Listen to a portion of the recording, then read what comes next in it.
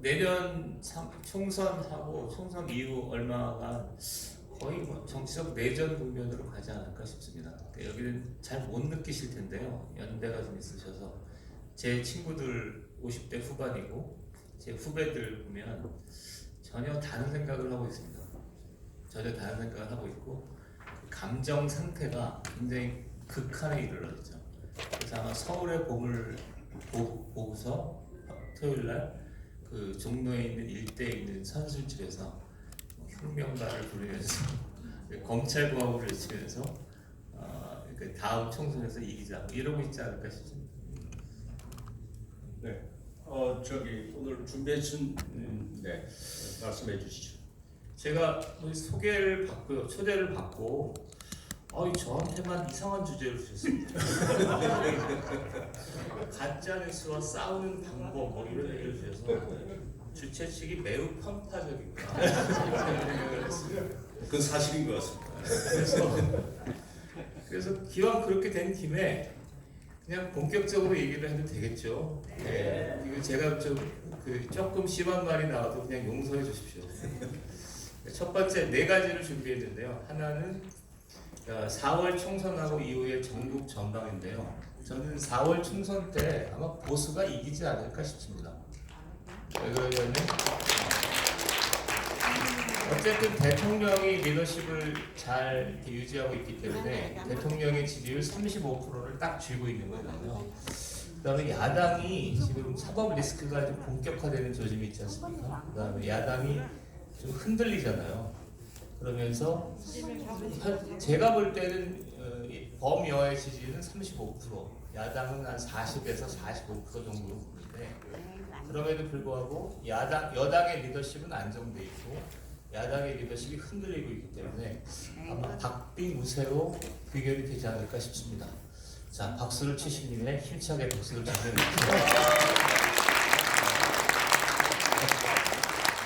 근데 우려할 만한 거는 그러면 이기면 끝나는가 하는 건데 지금 제가 가장 우려하는 건 40, 50대의 마음 상태예요. 마음 상태.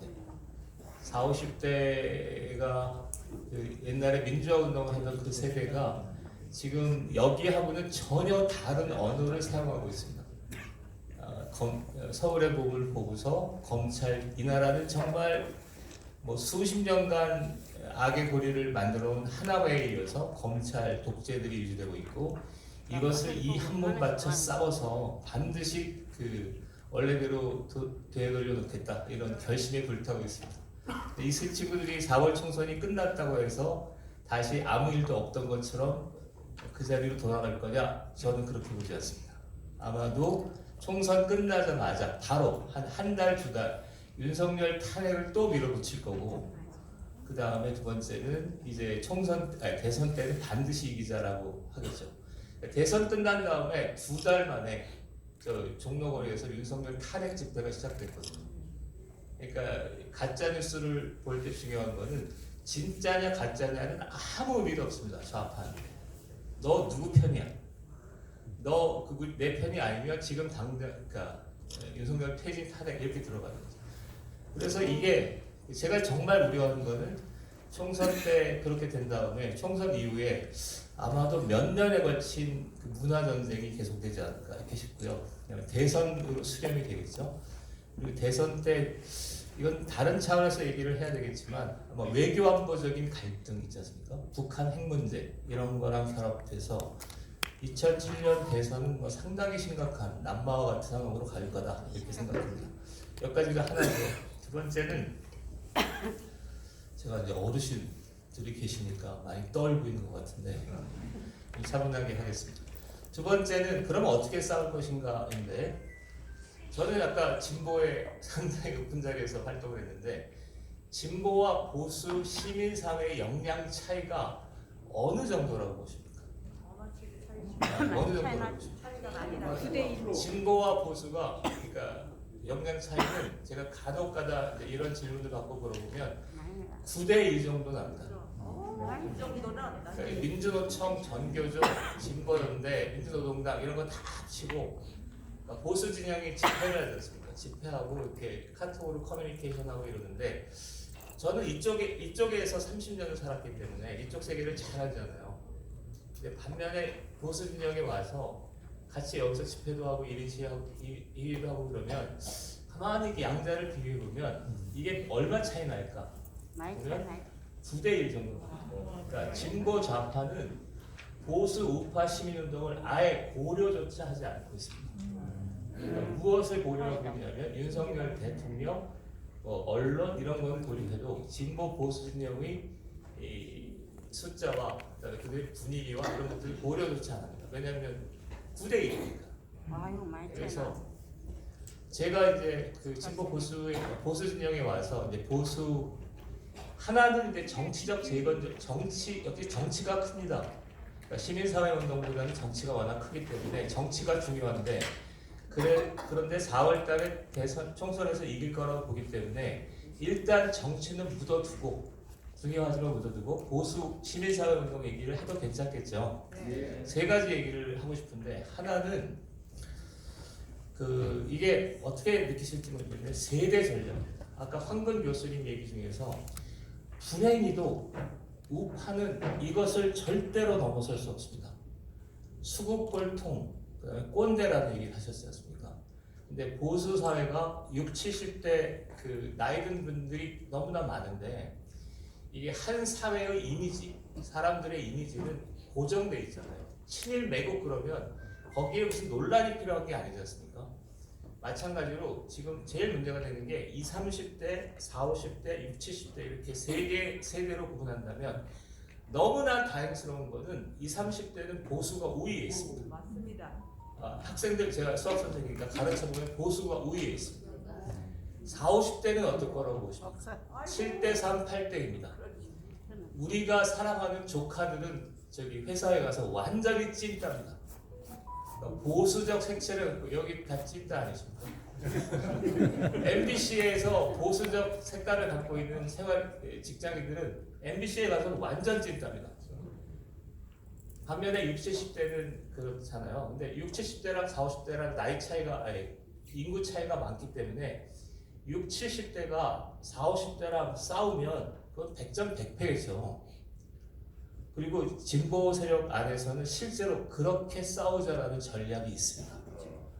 그러니까 20, 30대를 우리가 60, 70대랑 40, 50대가 막 싸우는 장면을 만들어내. 그러니까 수국골통이란 말은 일부러 쓰는 말입니다. 진보 세력이 보수 세력을 60, 70대 중심으로 편제하기 위해서 일부러 메시지를 만드는 겁니다. 자, 60, 70대 저 꼴통들을 수구들 저는 그렇게 생각하지 않습니다. 참고로 제가 대한민국을 건설했던 그 60, 70대 어른들을 지금은 굉장히 깊이 존경합니다. 그런 거를 갖고 의심하지는 말아주십시오.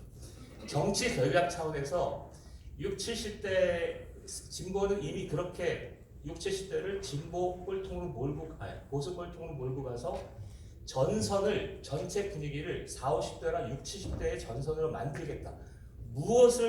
누구를 배제하기 위해서 저 생활 현장에서 고통받고 있는 보수들 20, 30대를 너희들은 정치에 나서지 마. 그 메시지입니다.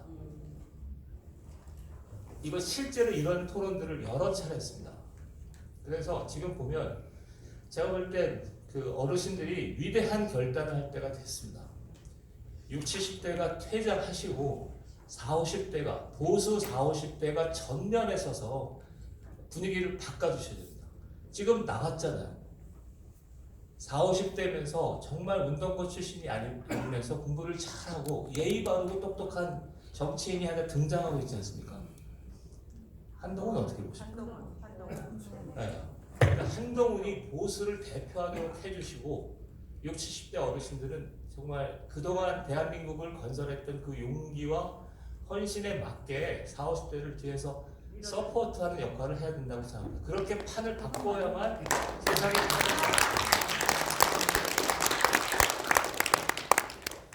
요게 제가 볼 때 이게 대전략입니다. 근데 불행한 거는 청년 정치가 잘 안 됐어요. 실패했기 때문에 이거는 저는 잘 모르겠습니다. 그런데 청년들이 생각보다 빠르게 보수적 행보를 하고 있기 때문에 조금만 몇 년만 버티면 저는 사회 전체가 보수 우위로 갈 수 있겠다라고 생각합니다. 이게 하나고요.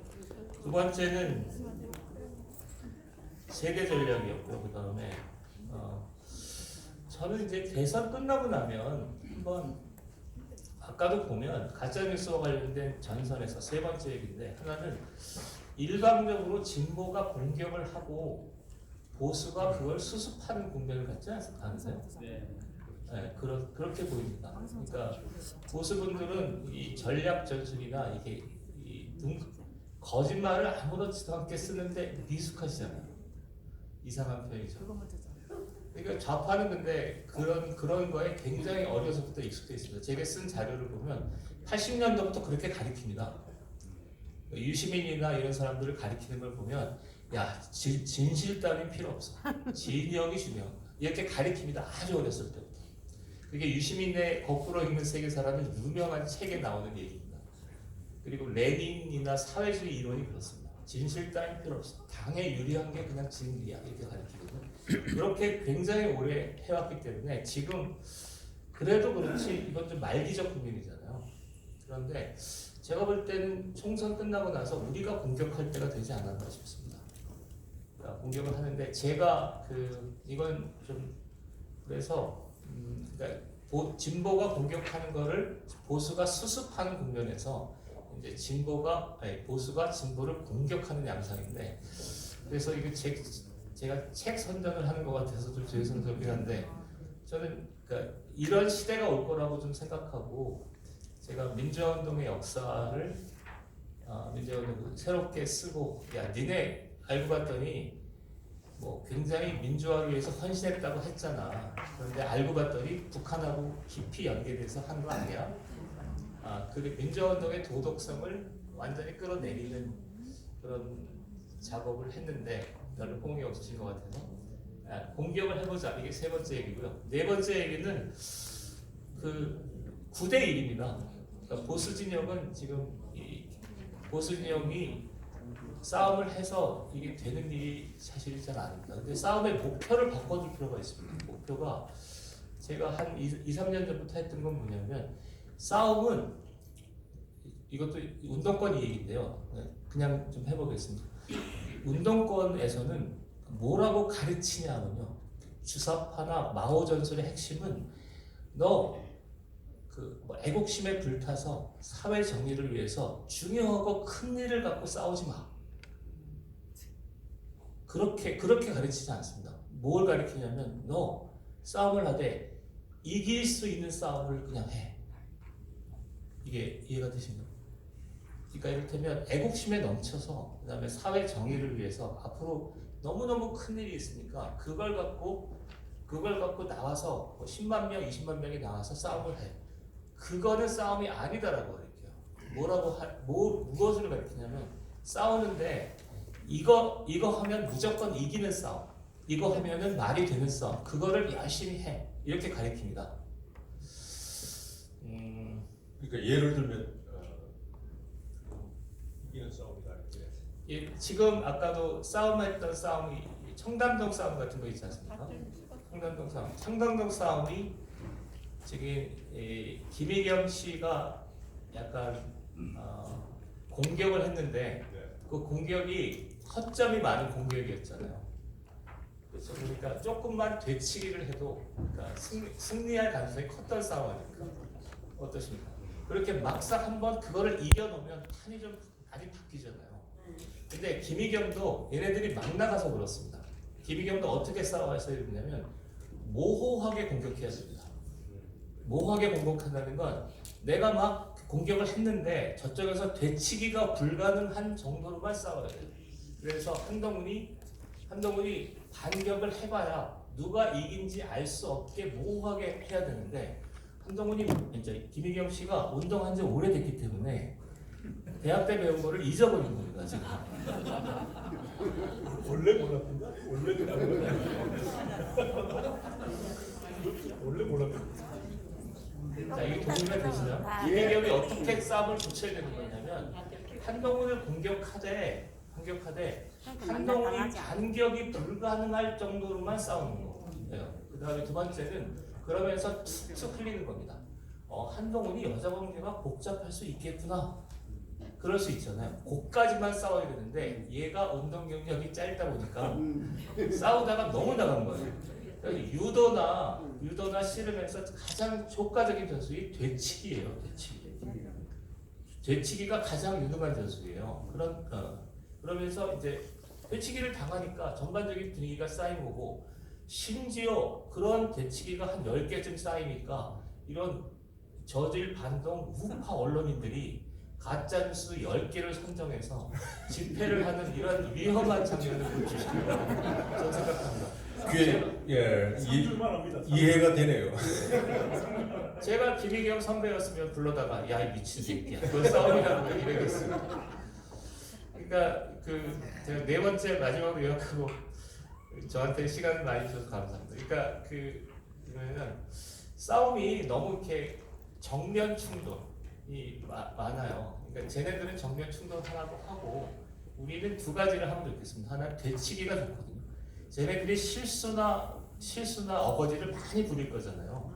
그거 모니터링 하고 있다가 툭툭 되치기 하면 됩니다. 왜냐하면 이건 뭐를 전제로 한 거냐면 4월 달에 우리가 이겼잖아요. 권력은 쥐고 있는데요. 그리고 선수의 되치기에서 쟤네들의 힘을 빼야 되고, 그러니까 지금은 10%가 90%를 이기는 전술을 얘기하는 거죠. 되치기를 하고 그 다음에 쟤네들을 공격하면 좋겠습니다. 본격적으로 공격할 때가 됐는데 제가 공격하고 싶은 거는 어쨌든 저 친구들의 뿌리는 민주화운동이거든요. 내가 민주화운동을 해서 뭔가 이렇게 역사에 빛날 일을 했고 나는 정치인이 될 자격이 있고 검찰은 나쁜 놈들이야 이런 거에 뿌리가 그거니까 알고 봤더니 니네 그런 거 아니더라. 이렇게 공격하는 전술이 어떨까 싶습니다. 자, 그래서 아니 이게 그 사회가 저기 주최 측에서 부당한 지금 주제를 주셨습니다. 가짜뉴스와 전략적으로 싸우는 방법 이런 말씀을 주셨기 때문에 제가 어쩔 수 없이 그냥 저도 품위 있게 언론 그런 얘기를 하고 싶었는데 그냥 전략 전술막 이런 얘기를 했습니다. 시간을 많이 줘서 감사하고 좀 무례한 얘기를 했더라도 용서해 주시기 바랍니다. 고맙습니다.